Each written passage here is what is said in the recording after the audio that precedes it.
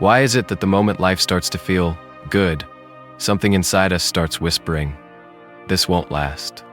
You get the job, you fall in love, you finally feel seen, and then, boom, you start pulling away, or picking fights, or numbing out. It's almost like some hidden part of you doesn't trust peace, doesn't trust joy, as if happiness feels less like home and more like a scam you're afraid of falling for. Carl Jung had a disturbing idea about this. He believed that most people aren't really seeking happiness. They're avoiding confrontation with themselves. Because to be truly happy, you'd have to let go of the parts of you that secretly believe you don't deserve it. And those parts, they don't go quietly. So maybe the reason you sabotage your own happiness is that it feels like a betrayal of the person you've been trained to be. Part 1. The inner war we pretend isn't there. There's a strange kind of war happening inside most people. Not the loud, dramatic kind with panic attacks and breakdowns. No, those are just the headlines. I'm talking about the quiet civil war. The one between the version of you that wants to be happy and the version of you that's terrified of what happiness might reveal. You've probably felt it. The tension, the unease that shows up not when things fall apart, but when they start going right, when love feels safe, when your life finally slows down, when for a brief moment everything feels okay. And then the voice comes in, the doubt, the urge to fix something that isn't broken, the impulse to run, to sabotage, to destroy the thing you swore you always wanted. Carl Jung wouldn't have been surprised. He believed that every human being walks around with what he called the shadow, the hidden, rejected, unacknowledged parts of ourselves we shoved into the basement of the psyche a long time ago. The insecurities we never admitted, the fears we laughed off, the envy, the rage, the shame, anything that didn't fit the image of the good person we were told to be. Now here's the twisted part. We don't get rid of the shadow by ignoring it. It grows. It watches. And when the light of happiness finally shines into our lives, the shadow gets loud. Not out of malice, but because it sees an opportunity. An opportunity to say, "Hey, remember me?" That's why joy is often uncomfortable, why intimacy feels threatening, why success triggers imposter syndrome. Not because we're broken, but because we've built our entire self-image around not being whole. Let me give you an example. Imagine a man who, since childhood, was taught that being needy is weak, that asking for love makes you pathetic. So he grows up proud of his independence. He never complains, never cries. He becomes the strong one, the provider, the unshakable rock. And it works for a while, until someone actually loves him. Suddenly he finds himself panicking over little things. Feeling trapped, distant, confused. Not because he doesn't love her, but because her love pokes the shadow he's buried, the part of him that still longs to be held, to be seen, to be allowed to not have it all together. And instead of facing that tenderness, he pushes her away, because it's easier to lose love than to admit you're afraid of receiving it. You see, the shadow isn't just your dark side, it's your denied side, the truth you were never allowed to express. And happiness? It demands honesty. It demands you show up, not just the version of you you like, but all of you, even the messy bits, especially the messy bits. And that is terrifying, because most people don't want to be seen. They want to be admired or accepted, or at least left alone in their carefully constructed persona. And happiness, the real kind, not the Instagram-filtered kind, requires presence, vulnerability, a slow, quiet dismantling of the masks you didn't even know you were wearing. This is why people self-sabotage, not because they're weak, but because they're afraid of what success or love or peace might require of them, might expose in them. Happiness isn't comfortable when your shadow has never been acknowledged. It's disorienting, like standing in a room full of light when your eyes have only known dimness. You squint, you doubt it, you want to go back to the shadows. Not because they're better, but because they're familiar. Carl Jung said, "Until you make the unconscious conscious, it will direct your life and you will call it fate." That's not a metaphor, it's a warning, a deeply compassionate one. Because it means the patterns you keep repeating, the lovers you push away, the dreams you delay, the joy you can't hold on to, they're not signs that you're doomed. They're signals, messages, invitations to go inward, to meet the parts of yourself you've banished. And the strange thing, when you start to do that, when you listen to the shadow instead of fighting it, you begin to understand something profound. You realize that the part of you sabotaging your happiness isn't the enemy.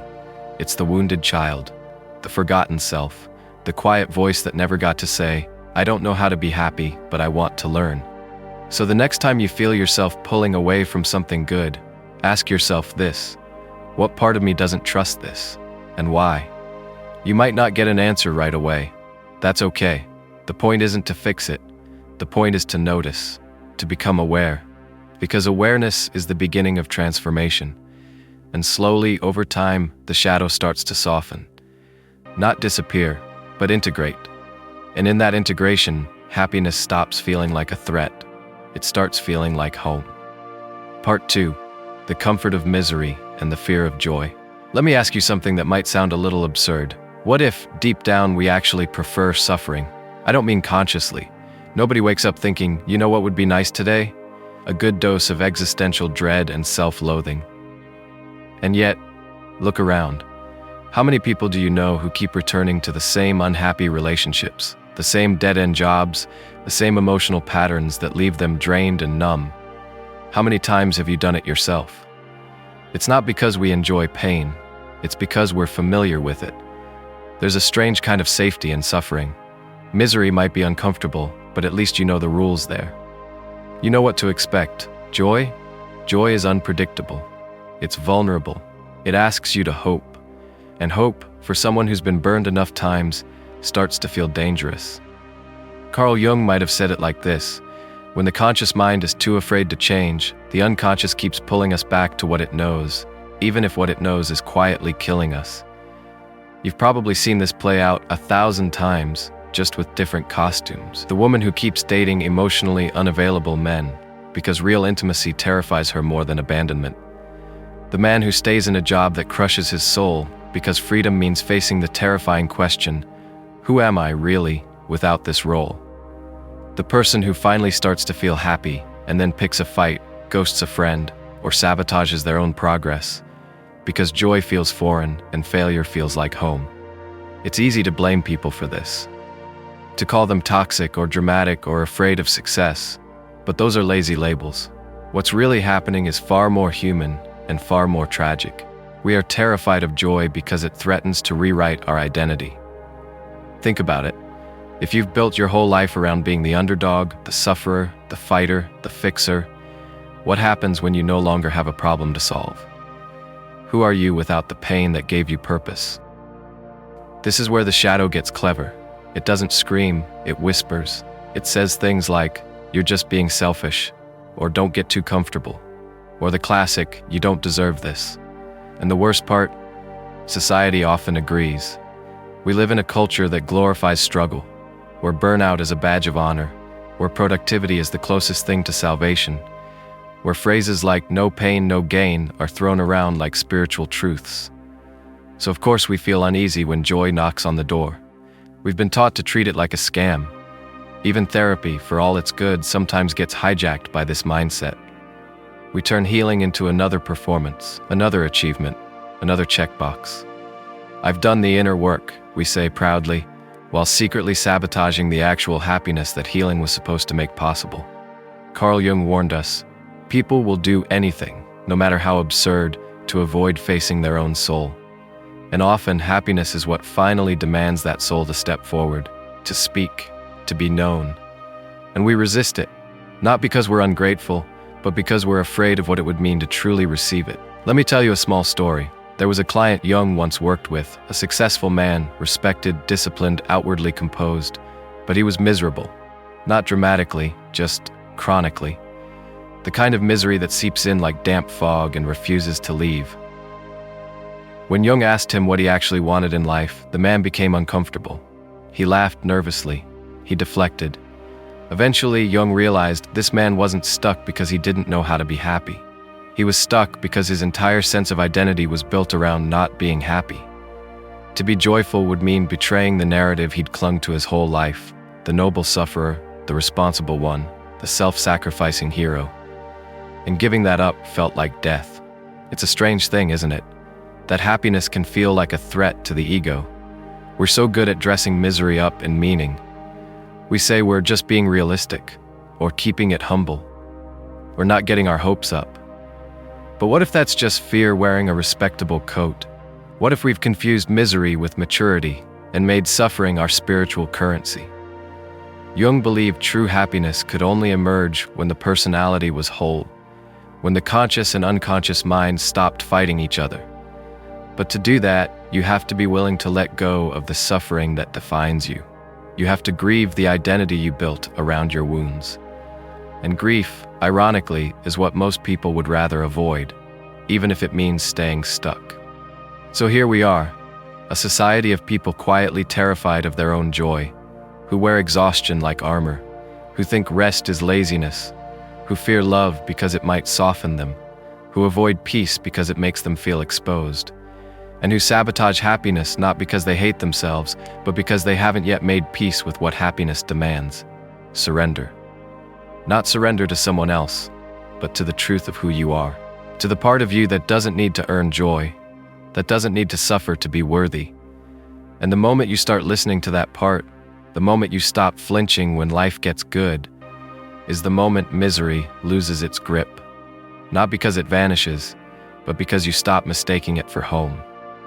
Part 3. The tyranny of control and why smart people struggle most with happiness. Have you ever noticed that some of the most intelligent people, the thinkers, the planners, the analyzers, are also the ones who seem to be perpetually restless, perpetually dissatisfied? They can explain their trauma with surgical precision.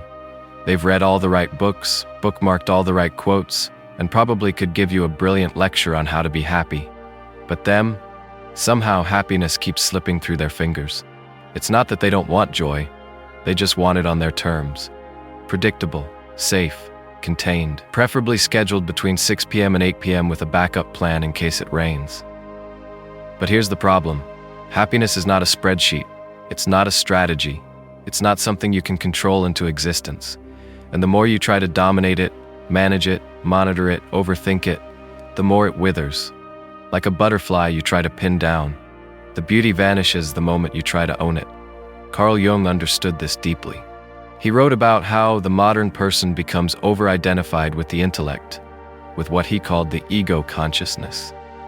This part of us believes it can master life through logic, that if we just think hard enough, analyze deeply enough, we'll finally outsmart pain, finally unlock happiness.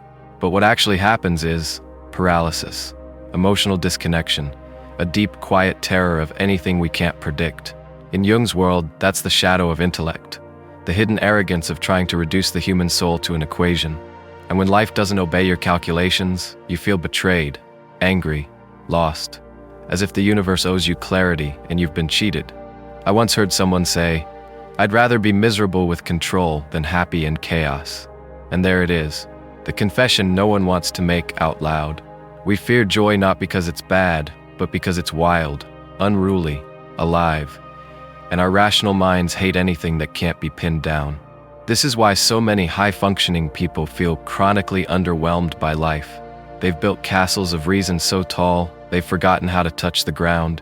They mistake emotional safety for emotional deadness. They call it stability, when really, it's just fear in a well-tailored suit. Jung might say they've overdeveloped the ego and underdeveloped the soul. And the soul, it doesn't speak in bullet points. It doesn't respect efficiency. It whispers in dreams, in symbols, in irrational longings that don't fit your 5-year plan. And if you don't listen, it doesn't get quieter. It gets trickier. It shows up in restlessness, in addiction, in that strange feeling of something's missing, even when your life looks perfect on paper. I knew someone, let's call him Daniel, brilliant guy, Ivy League educated, great job, emotionally articulate. He'd been to therapy, read Jung, quoted Rilke at dinner parties, but when he fell in love, he panicked. Not because the relationship was bad, it was actually the first time he felt safe, really seen, and that terrified him. He started analyzing everything. Her tone of voice, her text response times. He ran simulations in his head of every possible outcome. He created emotional spreadsheets where he calculated the risk of being vulnerable. And slowly, he killed the relationship. Not with cruelty, with control. Because deep down, Daniel didn't know how to receive happiness. He only knew how to earn it. And love, when it's real, can't be earned. It's given, freely, illogically, and that's what made it unbearable. Here's the cruel irony. The smarter you are, the better you become at building defenses. Psychological fortresses made of books and concepts and clever insights. But you can't outthink your shadow. You can only meet it, sit with it, let it speak in its strange, uncomfortable language. And what it often says is this: I'm afraid to feel. Because feeling, true feeling, undoes control. It melts the armor. And for someone who's built their identity on being put together, that feels like ego death. But Jung believed that ego death isn't something to fear. It's necessary. It's the doorway to a deeper self. Not the curated, performative self, but the whole self. The one that can weep without shame and laugh without needing a reason. The one that can be in love and not try to manage it. The one that can be happy and trust it. You see, happiness isn't fragile. We are when we don't trust ourselves to hold it. When we've trained ourselves to distrust the unpredictable, the mystical, the parts of life that don't come with a manual. Jung called this the individuation process. The journey of integrating the conscious and unconscious, of becoming whole. Not perfect, whole. And wholeness requires surrender to feeling, to not knowing, to living without guarantees. And that surrender, that's what scares people most. So yes, smart people sabotage happiness, not because they're doomed, but because they've mistaken control for safety. They've forgotten that the mind is a wonderful servant, but a terrible master. And until the heart is allowed back into the room, life will always feel like a sterile calculation. The good news? You can't think your way into happiness, but you can feel your way toward it. If you're willing to get messy, to be undone, to let joy move through you without needing to dissect it. Because maybe the point isn't to master life, but to dance with it. Part 4, Inherited Wounds and the Love We Were Taught to Fear. Let's step back for a second, because this whole conversation about why we sabotage happiness didn't start with us. That inner voice telling you to be careful when things go well, that discomfort you feel when someone loves you too much, that automatic flinch when joy shows up uninvited, those aren't personal quirks, they're echoes, hand-me-downs, psychological heirlooms passed along like fine china, except instead of plates, it's shame, silence, and survival strategies. Carl Jung once wrote that the greatest burden a child must bear is the unlived life of the parents. It sounds poetic until you realize how horrifyingly true it is. We carry the ghosts of things that never got to happen. Our mother's dreams that shriveled under duty, our father's tenderness locked away behind decades of stoicism, the fights that were never resolved, the tears that were never allowed. And somewhere in all that unspoken grief, we learned one thing very clearly. Don't be too open. Don't be too joyful. Don't need too much, because those are the people who get hurt. So we adapted. We dimmed our brightness. We made ourselves smaller. We became easy to love. By becoming emotionally self-sufficient. We smiled politely when we were breaking inside, and we called that maturity. But here's the problem. When love does finally come, when joy knocks on the door with open arms, we don't recognize it. It doesn't match the version we were taught. Because the love many of us grew up around wasn't actually love. It was caretaking, or control, or codependency wrapped in obligation. It was love with rules and conditions and subtle punishments for being too much. So when someone shows up and just loves you, for no reason other than that they want to, you get suspicious. You think, what do they want? Or worse, if they really knew me, they'd leave. And you start running little tests. You withdraw, you criticize, you delay replying, you watch them closely, waiting for the inevitable disappointment. Not because you don't love them, but because you're preparing for what feels inevitable. It's a tragic setup. The body craves closeness. The nervous system longs for safety. But the mind has been trained, over years, maybe decades, that joy is dangerous. Love is conditional.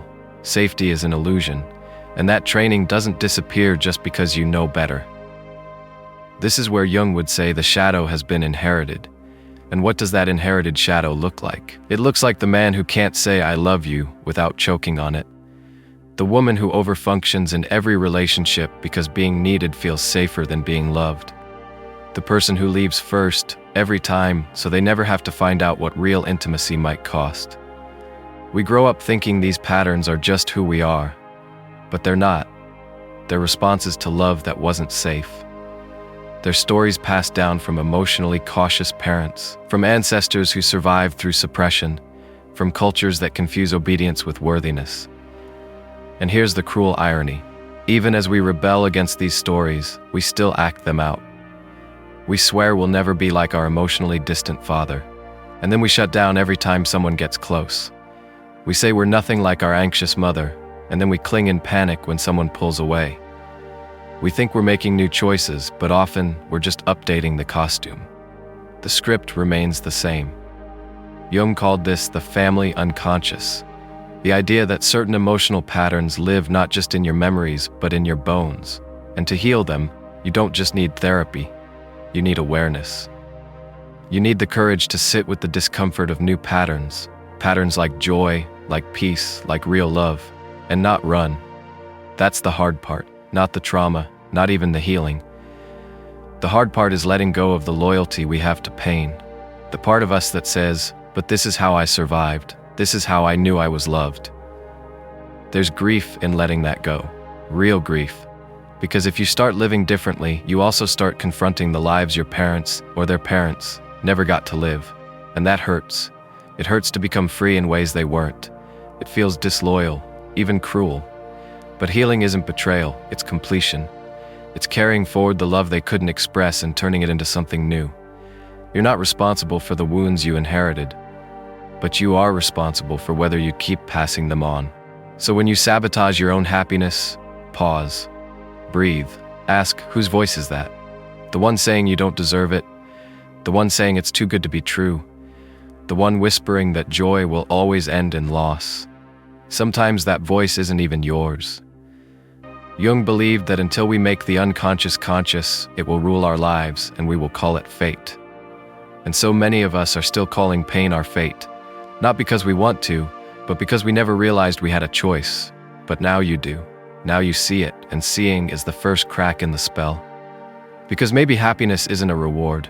Maybe it's a practice, a radical act of unlearning, of choosing love even when your ancestors couldn't, of saying yes even when everything in you wants to run, of letting joy be part of your legacy, not just pain. Part 5. The courage to face yourself and not look away. Imagine this. You finally stop running, not because you're enlightened or brave or suddenly wise, but because you're exhausted. Not the kind of exhaustion that sleep cures, but the kind that seeps into the soul.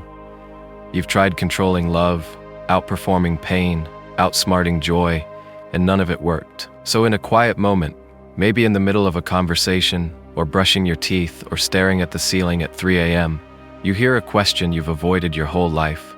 What if the thing I'm trying to escape is me? Carl Jung said, "Who looks outside dreams, who looks inside awakes." An awakening, it's not glamorous. It doesn't come with fireworks or a choir of angels. More often, it feels like a soft collapse, like a breaking that isn't violent but necessary. Because to truly see yourself, not the persona you curated for others, not the story you rehearsed, but the raw, complicated, shadow-filled truth of you, is to admit that happiness was never out there. It was always waiting beneath the masks you wore to survive.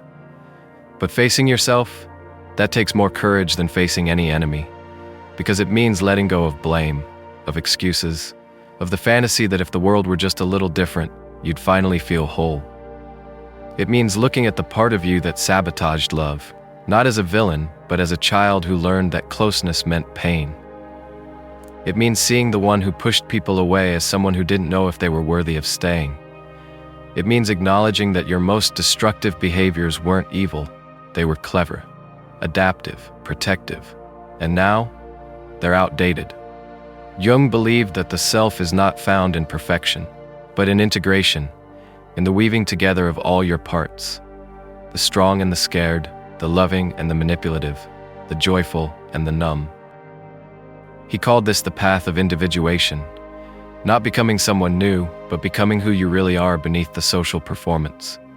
But let's be honest, that's not a path most people want, because wholeness demands you stop hiding. It asks you to sit in the heat of your own contradictions without flinching, to feel the ache of wanting love and the terror of actually receiving it, to admit that maybe, just maybe, you were never broken, just unfinished. The world doesn't reward that kind of honesty. It rewards charisma, certainty, a tidy narrative. But real transformation is messy. It doesn't trend well. You can't monetize a breakdown or caption your way through grief. So instead, people keep playing their roles, smiling when they want to scream, staying when they want to leave, performing happiness while quietly self-destructing. But here's the secret Jung knew. Your shadow doesn't go away just because you ignore it. It waits, it watches, and it acts, often without your permission. In the harsh word you swore you'd never say, in the impulse that ruins a good thing, in the quiet self-loathing beneath your best performance. And yet, this is not a tragedy. It's an invitation. Because the moment you stop pretending to be fine, the healing begins.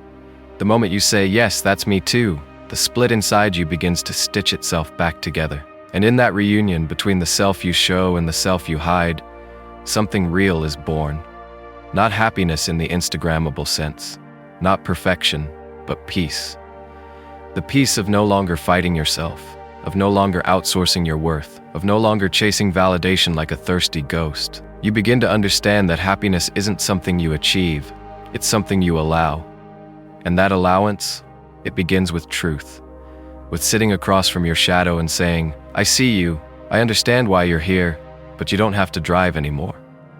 That's what Jung meant by integration, not exercising your flaws, but reparenting them, not erasing the past, but redeeming it, giving yourself the love no one else knew how to give you. Not to fix you, but to remind you, you were never broken, you just got fragmented. And once those fragments begin to come home, happiness stops being something you fear. It stops feeling dangerous or undeserved. It becomes familiar, quiet, like coming in from the cold, like recognizing your own reflection for the first time and not looking away. So if you've spent your life sabotaging joy, doubting love, or pushing away peace because it felt too good to be true, maybe the real work is not chasing happiness, but becoming someone who can hold it. That's the work. Not glamorous, not easy, but real. And the beautiful thing about real work, it lasts. So maybe the question isn't, how do I stop sabotaging happiness? Maybe it's, am I finally willing to meet the version of myself who actually knows how to receive it? Because happiness, as it turns out, is not an achievement. It's not a trophy for good behavior. It doesn't come as a prize for fixing all your issues or solving all your wounds. It's more like an old friend who knocks gently, again and again, asking if you're ready yet. And each time, you send them away. Not because you don't want them there, but because you don't think you deserve the visit. Carl Jung didn't believe in quick fixes. He believed in slow integration. He believed in the dignity of facing your inner chaos with open eyes. And he believed that what we avoid in the darkness of ourselves is precisely where our power waits. So don't rush to be healed. Don't panic when the old patterns return. Just notice. Breathe. Remember, even your sabotage had a purpose once. It kept you safe. But now, maybe it's time to lay down the armor. You don't have to be perfect to feel joy. You just have to stop insisting that you're only worthy of it when everything's under control. And that's where freedom begins.